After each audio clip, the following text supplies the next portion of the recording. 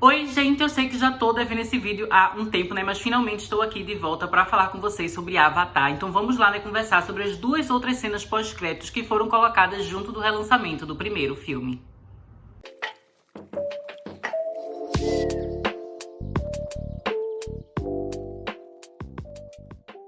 Vocês que já me acompanham há mais tempo, né, e que veem todos os vídeos do canal, já devem saber que eu tenho o costume de sempre ir pro cinema e ir com frequência, né, várias vezes. Mas desde que eu vim aqui, gente, pra o Canadá, né, aqui morando em Toronto, tá sendo mais difícil ir pro cinema, né? Eu já vi vários filmes no cinema, mas mesmo assim não é a mesma frequência que eu ia no Brasil, né, porque aqui é tudo caro e pagando em dólares, os ingressos ficam assim horríveis. É uma coisa muito tensa essa parte do dinheiro quando você tá aqui.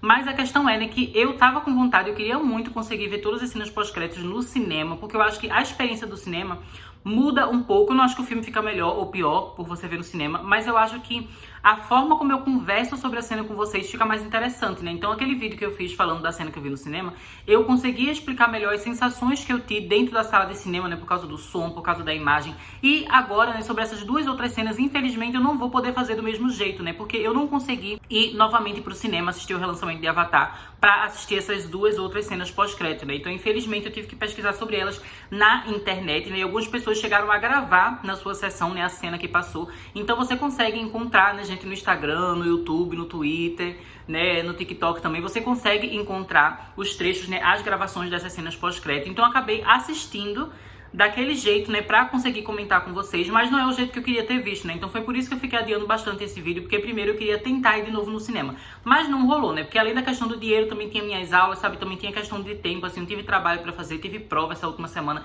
então as coisas passaram muito rápido, né? O filme agora já saiu do cinema e eu não consegui ver, então foi por isso que eu acabei vendo na internet mesmo. E agora eu vou comentar com vocês no que foi que eu entendi dessas cenas, porque elas são bem interessantes. A primeira cena aqui, né, que eu vou comentar nesse vídeo é a do Lo'ak com o Payakan, que é o Tulkun que ele conhece, né, nesse filme, que vai se tornar um grande amigo dele, né, não só nesse filme, mas acredito que no decorrer da franquia como um todo, né. Então basicamente a gente tem aqui, né, gente, o Lo'ak, ele tá desacordado no mar, a gente vê que as costas dele, né, parecem estar feridas, parece estar com sangue ali, com alguns cortes, então é provável que tenha acontecido alguma batalha, talvez eles tenham sido atacados, né, pela RDA, e acabou todo mundo se separando, né, então por isso que o Lo'ak estava desacordado. Ele acorda no meio do mar, né, e ele pensa que ele tá em cima de uma rocha, mas depois ele começa a ver que tem algo respirando ali, ele vê que na verdade é uma criatura, é um ser vivo. E essa criatura, né, se trata de um Tulkun. Acredito que provavelmente essa cena deve ser a primeira em que a gente vai ver essa criatura, né, no universo de Avatar. É a nossa apresentação a um Tulkun. E aí o Lo'ak, ele fica bastante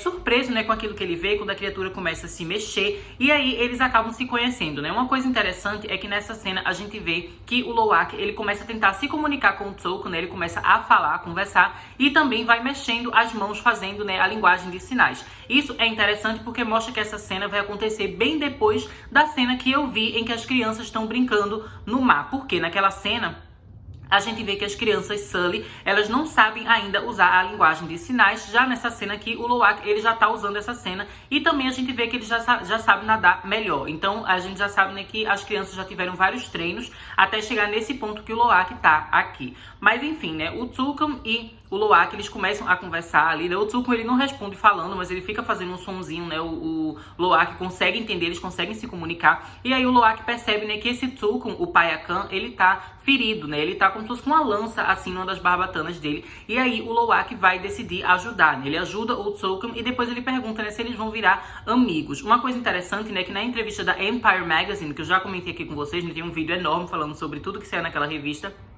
é comentado, né, que a relação entre o Lo'ak e o Payakan seria parecida, né, como se fosse o cachorro e o seu humano, sabe? Aquele filme de cachorro que a gente tem, uma coisa meio Marley e eu, enfim, eles vão ter essa conexão, assim, do humano e de cachorro, e eu achei muito incrível ver isso nessa cena, né? Por mais que eu não tenha visto no cinema, ainda assim foi muito legal, né, gente? Eu achei essa cena muito emocionante, a gente vê ali a ligação deles, né, e também o olhar do Tulkun para o Lo'ak, né? Eu achei que foi tudo muito fofo, tem um carinho muito grande, e a partir disso, né, depois que o Lo'ak, ele tira aquela arma que tava ali, aquela lança, né, que tava machucando o Tulkun, né, ele vai e joga no mar, e aí eles continuam conversando, né, o Tulkun acaba levando o Lo'ak pra brincar na água, né, então eles começam a nadar, o Lo'ak, ele se segura, né, numa das barbatanas lá do Tulkun, e o Tulkun vai nadando, né, e nisso o Lo'ak, ele vai ali aproveitando o mar, né, descobrindo, e são várias cenas que a gente meio que já viu alguns trechinhos no primeiro trailer oficial do filme de Avatar, né? Que a gente tem aquelas cenas que o Loak, ele tá com o truco, né? Que a gente vê ele na água. Basicamente, é o que a gente vê aqui nessa cena, né, gente? E eu achei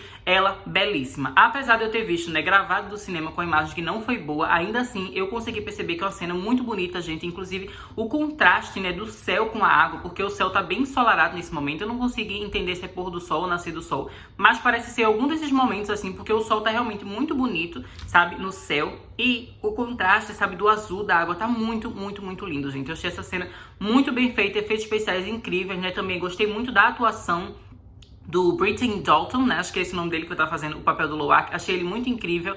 Adorei a voz dele, sabe? O jeito como ele se mexe, enfim, o jeito como ele tem essa afeição pela criatura. Eu achei que ele é um personagem muito fofo, né? E a gente sabe que essa relação vai ser muito importante para o futuro da franquia Avatar, né? A gente sabe, por exemplo, que o quarto filme vai se chamar Avatar The Tulkun Rider, né? Ou seja, o Cavaleiro Tulkun, né? A pessoa que vai montar um Tulkun. E provavelmente se trata do Loak, né? Porque a gente já vai vendo essa relação dele e do Payakan sendo construída desde o segundo filme. E a gente sabe que esse quarto filme é um dos favoritos do James Cameron, né? Ele falou que o filme é, assim, muito incrível também naquela entrevista da Empire Magazine, né? Que ele falou que ele estava muito ansioso para conseguir fazer esse filme. E de fato, né, eles estão conseguindo. As gravações do quarto filme já estão prestes a começar, né? Já começou a produção, enfim. Já tem algumas cenas que já foram filmadas, né? Que a gente sabe que junto de Avatar 2 e 3 ele já adiantou algumas cenas de Avatar 4, mas agora eles vão voltar, né? Todo o elenco finalmente pra terminar as gravações inteiras do quarto filme, né? Então acho que vai ser muito incrível. Inclusive o James Cameron, né, quando na entrevista da Empire Magazine, ele fala que ele tava em dúvida se ele ia conseguir dirigir esse filme ou não. Agora a gente já tem confirmação de que, de fato, é ele quem tá dirigindo, né? Então, assim, vai ser muito incrível a gente ver essa parte da história, né? Então é muito legal acompanhar aqui esse início, sabe? Essa criação dessa base, desse relacionamento entre o Loak e o Payakan. E eu também, gente, achei incrível a trilha sonora, né? Mais uma vez, realço aqui que eu tô vendo. Vi a gravação, né, do cinema, então é óbvio que a imagem não é boa, o som não é bom, mas ainda assim você consegue perceber como tá bem feito, sabe? Eu tô mais ansioso ainda pra ver essa cena agora na tela do cinema, sabe? Com a qualidade do cinema, depois de ter visto essa versão gravada da tela, né? Eu achei, assim, muito incrível, gente. Essa cena é belíssima. E vocês que conseguiram ver ela, né? Eu sei que alguns de vocês chegaram a comentar no meu outro vídeo que essa foi a cena que apareceu pra vocês, né, como pós-crédito, e vocês foram muito sortudos porque essa cena é muito incrível. E a segunda cena que eu tenho pra comentar com vocês, né, gente, é uma cena que ela é bastante diferente, né? Porque enquanto as outras tem muita coisa da água, né? Porque a primeira é as crianças nadando, né? E descobrindo ali os peixinhos, e, enfim, tendo essa primeira interação com o fundo do mar, né? E a outra é o Loak e o Tulkun, né? Se conhecendo, virando amigos e nadando, né? No oceano. Aqui, dessa vez, a gente tem uma cena que se passa na terra, né? Ela tá fora da água. E que a gente vai ver novos personagens, né? Mais novos personagens. No caso, a Ronail e o Tonowari, né? Que são personagens que não aparecem em nenhuma das outras cenas pós-créditos. Eu achei muito incrível eles terem aparecido, né? E eu queria logo falar uma coisa pra vocês aqui, né, gente? Que várias vezes a gente ficava em dúvida sobre a questão da pele das pessoas de Metkayina, né? Que tem alguns momentos que parece mais verde, outros momentos que parecia azul. E o pessoal tava meio em dúvida, né? E eu sei que teve muita gente que falou, inclusive nos comentários aqui do vídeo, que queriam, de fato, né, que houvesse navios com tons de pele diferentes. Exatamente para ser como a gente aqui no mundo real, né, no planeta Terra, que a gente sabe que os seres humanos têm várias etnias, né, várias cores, enfim, tem essa diversidade. Então muita gente queria realmente que os personagens fossem diferentes, e eu queria dizer pra vocês, gente, que de fato né? Depois de ver essa cena, né, mesmo que gravada da tela do cinema, e ter visto a cena que eu vi, né, a outra das crianças na água, eu achei que ficou bem clara a diferença da tonalidade da pele, né, do pessoal Omaticaya e dos Metkayina. De fato, parecem duas etnias diferentes, né? E os Metkayina, de fato, gente, eles são verdes. Só que não é um verde tipo verde grama. Eles são verde tipo aquele verde do mar, sabe? Aquele verde da água do oceano meio esverdeado. É esse verde. Então, às vezes, por causa da luz, o verde acaba ficando mais realçado, assim, fica mais forte. Mas mesmo nas outras cenas a gente percebe que a tonalidade de pele não é a mesma, né? Então vocês que queriam que os personagens tivessem etnias diferentes, né? Cores de pele diferentes, vão ficar muito felizes com isso, né? Porque é algo que a gente tava em dúvida, agora já ficou bem mais claro, né? De fato, os personagens são diferentes e eles são muito, muito lindos. Mas então, continuando, né, gente? Nessa cena, a gente vai ver o Tonowari falando com o Loak, né? A Tsireya também está presente, a Ronail está presente também, observando ali o que está acontecendo. E o Jake Sully e a Neytiri também vão aparecer. Basicamente, o que está acontecendo ali, né, gente? É que o Tonowari, ele tá dando um sermão no Loak, pelo fato dele ter interagido com um Tulkun, né? No caso, o Payakan. E aí é bem interessante, né, que mais uma vez a gente vê que as cenas, elas têm uma certa conexão, mas acontecem depois uma da outra, né? Então a ordem seria a cena que eu vi, que eu falei no outro vídeo, né, que as crianças ainda estão aprendendo a entrar dentro da água e não sabem como passar mais tempo sem respirar, né? Eles não sabem também a linguagem de sinais, enfim. Na segunda a gente já vê que o Loak, ele já sabe aprender a respiração melhor, já sabe usar a linguagem de sinais, e aqui a gente já vê as coisas tratando muito mais estabelecidas, né? Ele já conhece o Tulkun, o Tonowari já descobriu que ele conhece o Tulkun, né? Então a gente sabe que essas cenas é legal que elas têm uma certa cronologia entre si. Achei isso interessante, né? Não foram cenas aleatórias que eles escolheram pra colocar como pós-crédito, né? As cenas dialogam entre si, eu achei isso legal. E aí a gente vai vendo, né, que o Tonowari, ele fala que ele tá decepcionado com o Loak, né? Especialmente porque ele é filho de um grande guerreiro, né? Ou seja, fazendo referência ao Jake Sully, né? Então ele imaginava que o Loak teria mais noção, sabe? Que ele saberia a coisa certa a fazer e não iria se misturar com o Tulkun.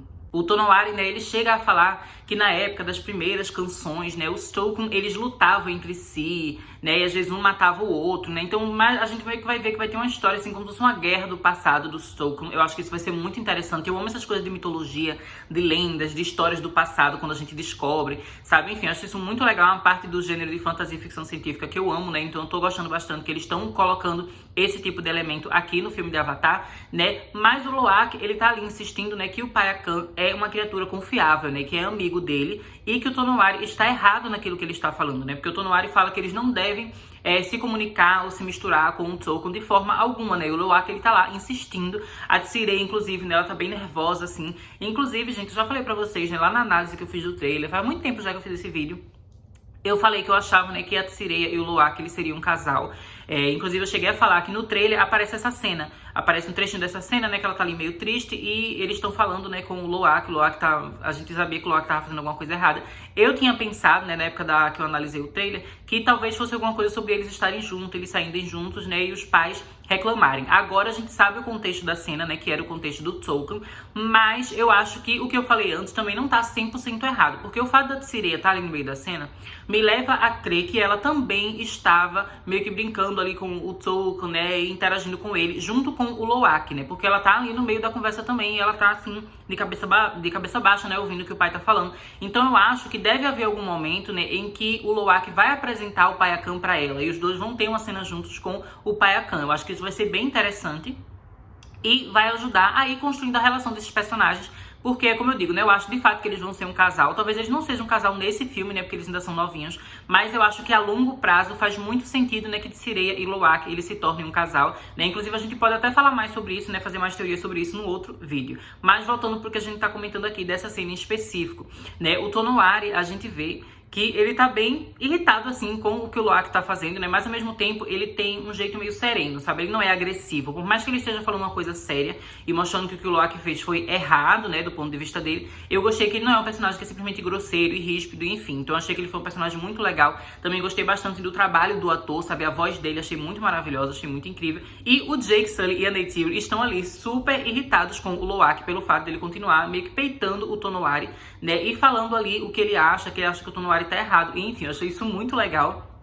E eu acho que isso mostra também coisas interessantes sobre a dinâmica que a gente vai ver entre os Sully, né, e esses reis aí, né, os líderes do clã Medcaína, que no caso, né, o Tonowari, a Ronail e os filhos, né, a Tsireia, isso eu não lembro se é o Rotso ou se é o Aunung, que vai ser filho, mas enfim, ela tem irmão também, e eles têm toda essa família, né? Eu acho que vai ser legal ver essas famílias em conflito, porque a gente já sabe que também foi mostrado lá naquela entrevista, né, da Empire Magazine, que os Medcaína, eles iam ter meio assim que um medo, assim, um receio de ajudar os Sully, porque eles sabem que os Sully tem essa ligação com a RDA, que tem essa guerra, né, que o Jake Sully é um inimigo do Quaritch, enfim, então eles sabem que ajudar a família Sully é se colocar em perigo e é colocar o seu povo em perigo, né? Então eles vão ter meio que esse ressentimento, assim, essa ressalva, esse medo de ajudar a família Sully. Mas, ao mesmo tempo, essa cena deixa clara, né, que o Tonowari, ele respeita bastante os Sully e respeita também a presença, né, a imagem do Jake Sully. Eu achei isso muito interessante. E do mesmo jeito, né, o Jake Sully e a Neytiri também mostram que eles respeitam o Tonowari e a Ronale, né? Por isso que eles não estavam gostando quando o Loak tava ali peitando o Tonowari e respondendo o que ele achava, né? Então achei que toda essa dinâmica foi muito interessante. Achei também muito legal, né, o momento que o Jake dá um basta, assim, ele pega o Loak, puxa ele pelo braço pra ele voltar ali pra parte onde eles estão, né, onde eles provavelmente vão conversar, vão discutir sobre isso, né? E assim, gente, muito legal essa cena, porque já mostra muita intriga familiar, sabe? Uma relação entre personagens muito bem estabelecida, muito instigante, sabe? Muito interessante. E também, como eu falei, vai criando uma mitologia, uma questão de lendas, né? Que vai tornando a história de Pandora ainda mais rica. Mas então, né, gente, basicamente é isso que eu tinha pra falar pra vocês, né, a respeito dessas duas cenas pós-créditos que apareceram, né, no relançamento do primeiro filme de Avatar. Desculpa pela demora, né, mas eu também queria avisar pra vocês que agora eu estou meio que de férias, porque nesse curso que eu tô fazendo aqui no Canadá, né, é de social media e marketing digital, é o curso todo. Mas aí a gente tem como se fosse várias cadeiras, né, e a primeira cadeira que eu tava fazendo aqui foi de branding. Então a gente teve várias semanas, todo dia tendo aula de branding, tendo trabalho, tendo prova, enfim. Mas aí eu já terminei tudo, já fiz todos os trabalhos, já fiz a minha prova e passei. E aí, nesse meu college, né, entre uma cadeira e outra, a gente sempre vai ter 2 semanas meio que de férias, né, 2 semanas sem aula. Então agora eu vou ter 2 semanas sem aula e por causa disso eu vou conseguir aproveitar pra gravar mais vídeos, né, então vou tentar fazer o máximo pra gravar vários vídeos de Avatar, já deixar vários vídeos prontos, porque aí eu vou lançando aos poucos no canal e vocês nunca vão ficar sem conteúdo de Avatar, né, porque eu sei que vocês sentem falta. Mas é isso, né, espero que vocês tenham gostado desse vídeo. Se vocês gostam de Avatar, não deixem de curtir esse vídeo aqui e se inscrever no canal. E é isso, deixo vocês por aqui, até mais!